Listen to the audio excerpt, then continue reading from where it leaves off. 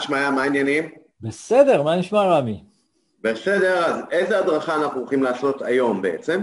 היום אנחנו הולכים לדבר על מוצר הידע הראשוני, הדבר הראשון שאתם תיתנו ללקוחות שלכם. נדבר קצת על מה זה מוצר ידע, למה מוצר ידע ואיך אפשר לעשות אחד כזה. אולי לא את הכל נעשה בסרטון אחד, נראה כמה אנחנו מתקדמים. אוקיי, מעולה, אז אנחנו מתחילים עם הלמה. בעצם יש לנו שיטה למה, מה ואיך. אז אולי זה באמת יצא 3 סרטונים בסוף, נראה כמה נפח נכניס פה. שככה המוח האנושי עובד אגב, למה, מה ואיך. נדבר על זה בפעם אחרת בדיוק על הנוסחה הזאת. בעצם למה מוצר ידע שמעיה? אתה יכול לתת לנו כמה סיבות? כן, למה מוצר ידע? קודם כל, מוצר ידע זה הדבר הכי טבעי לעבודה בתחום הדיגיטל, מפני שאפשר להעביר את זה כמובן דרך הרשת, זה לא מוצר פיזי, זה הדבר הכי מתבקש. 2, יש יכולת לייצר את המוצרים האלה בזול ולפעמים בלי עלות, ובכל מקרה העלות של השכפול וההפצה שלהם ללקוחות היא אפסית, זה ממש אין מה להתייחס לזה בכלל, וזה יתרון גדול כשאתם מתחילים משהו חדש ואתם רוצים להפיץ לקהל שלכם. 3, הידע הזה, אם הוא עשוי נכון, אם הוא בנוי נכון, הוא ממצב אתכם בתודעה של הקהל שקיבל את הידע הזה מכם, כמומחים, כמובילים, כאנשים שנותנים ערך, מישהו ששווה להקשיב להם. הוא גם מייצר, אם אתם בונים את הידע הזה נכון ככה שהוא מציג אתכם, אז הידע הזה גם מייצר את החיבור האישי, אתם ככה פונים אל הקהל, קהל רואה אתכם או שומע אתכם, אפילו קורא אתכם, לא משנה, הוא מתחבר לסגנון שלכם. חלק מהאנשים אולי לא יתחברו, וזה מצוין, עדיף אם הם לא מתחברים אליכם, אם האישיות שלכם לא מתאימה להם, אני לא רוצים אותם את הלקוחות, עדיף שזה יזיז אותם הצידה. וזה אני חושב הדברים העיקריים שחשוב כרגע לדעת על למה מוצר ידע, או ששכחתי משהו. אני אגע בעוד כמה נקודות, ואולי אני גם אסכם וקצת אחזור על נקודות שלך. אז קודם כל, יש כאלה שיכולים להגיד, שמע, יש לי מספיק לקוחות, אני לא צריך מוצר ידע. אז נכון, אם אתם במצב של לקוחות עומדים אצלכם בתור, יכול להיות שאתם לא חייבים, אבל זה כמובן יכול למצב אתכם כיותר חזקים, כיותר מקצועיים, לייצב את הסמכות המקצועית שלכם. אם אתם מסתמכים על פה לאוזן בלבד, יכול להיות שכרגע הכל בסדר. אבל כדי שהעסק יהיה חיוני ובריא, ועסק בריא זה עסק שנכנסים לו לידים כל הזמן, כדאי מאוד לדאוג לאותו תזרים לידים שייכנס לעסק שלנו, וזה אחת המטרות המרכזיות של מוצר ידע ראשוני, והוא יודע לעשות את זה מצוין, אם משתמשים בו נכון, ואם הוא בנוי נכון.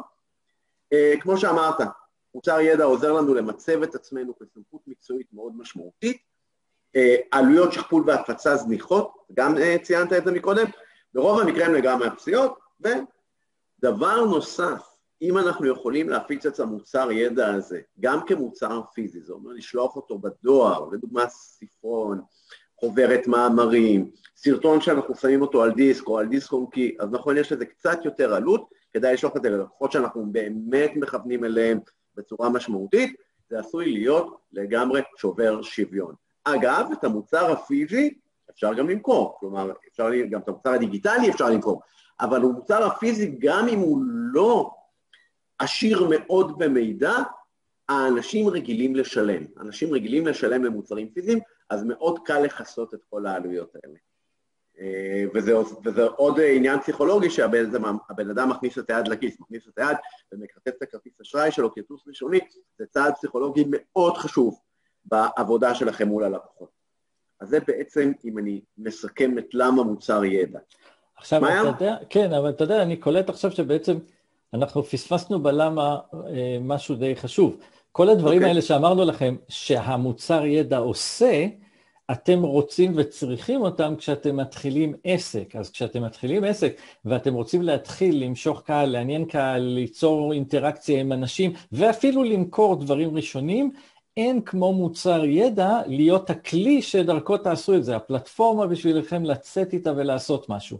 אם אתם מתחילים עם מוצר פיזי, אתם בבעיה, יותר קשה לייצר, יש עלויות של מלאים, יש עלויות של חומרים, יש ספקים, יש יצרנים, אפילו אם אתם עושים את זה לבד, זה הסיבוך הרבה יותר גדול.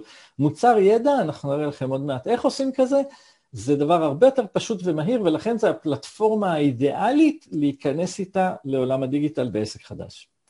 אוקיי, כשאנחנו מדברים על מוצר פיזי, אנחנו לא מדברים כמובן על הדפסה שנשלחת ללקוחות, אלא ממש על מוצר פיזי שעכשיו שולחים לייצור בסין וכאלה. דברים של ייצור. כן, אבל אתה יודע, אפילו אם יש מישהי שנגיד עושה בבית לבד, מישהי שאני לא יודע. כן, אותו דבר. כן, אפילו מישהי שרוקמת צינורים לילדים שמתעניינים בבישול.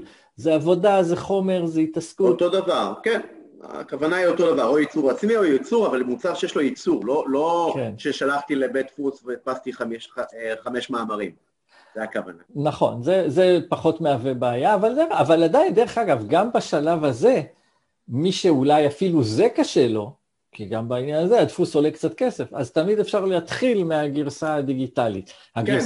הגרסה הפיזית, יש לה הרבה כוח, כאילו רמי הזכיר את זה, ואחד הדברים שצריך לזכור היום, כולנו עברנו לדיגיטל, אבל אלה שקצת יותר מבוגרים פה זוכרים את התקופה שהיינו מקבלים טונות על טונות של דואר זבל, כאילו לדואר שלנו כל מיני אלונים ומכתבי פרסומת לפני שהיה אינטרנט. עכשיו, מה שקרה זה שהערוץ הזה די התייבש, כולם עברו לדיגיטל, או הרוב עברו לדיגיטל, ואז פתאום כשאנשים מקבלים בדואר משהו, אם זה עשוי טוב, אם זה מעניין, אם זה שווה באמת, אם זה לא סתם זבל, אז זה וואו, כאילו זה...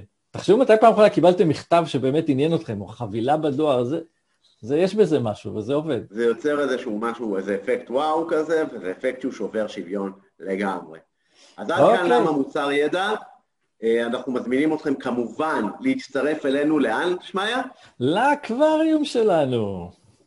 ומה קורה באקווריום? באקווריום אנחנו הולכים להראות לכם איך אנחנו עוברים מאנונימיים מוחלטים באיזשהו תחום למוכרים, מוכרים, בעלי לקוחות, רשימת לקוחות, מוצרים שמוכרים. זאת אנחנו הולכים להראות לכם איך אנחנו מתחילים בתחום חדש לגמרי שבו אין לנו שום דבר ובונים עסק מ-0 עד לעסק רץ תוך חודשיים. ואת כל זה שקוף.